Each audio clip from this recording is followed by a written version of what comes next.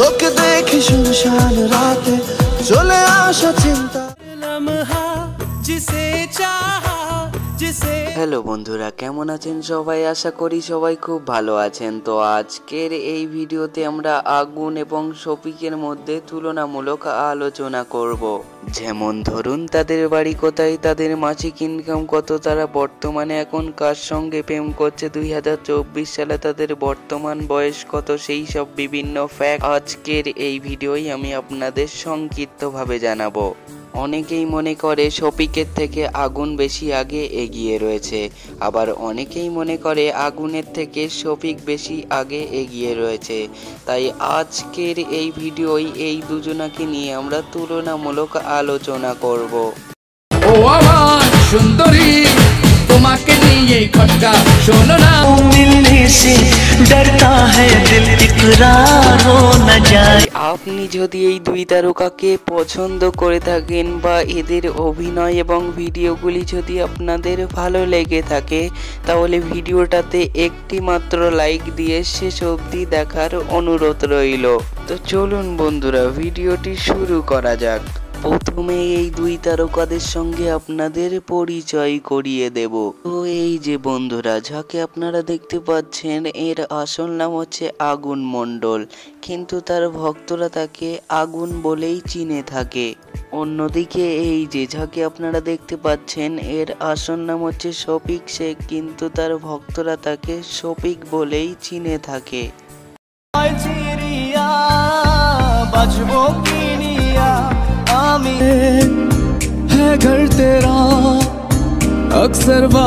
যাই হোক বন্ধুরা, এবারে আমরা জানবো তাদের দুজনের ফিজিক্যাল বিষয় নিয়ে। আগুনের উচ্চতা হচ্ছে 5 ফুট 6 ইঞ্চি, তার ওজন হচ্ছে 59 কেজি, তার চোখের রং এবং চুলের রং কালো, কিন্তু গায়ের রং ফর্সা।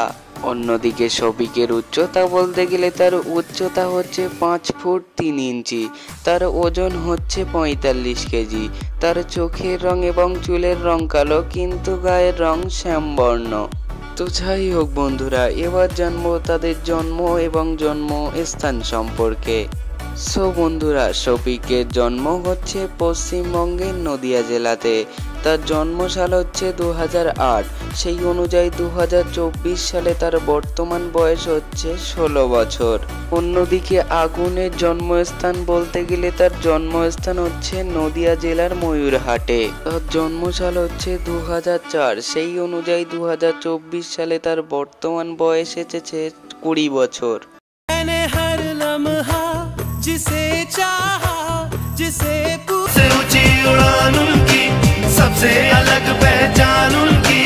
যাই হোক বন্ধুরা, এবারে আমরা জানবো আগুন এবং শফিকের ইনকাম সম্পর্কে। তারা মাসে কত টাকা করে ইনকাম করেন, এবার আপনাদের সংক্ষিপ্তভাবে জানাবো।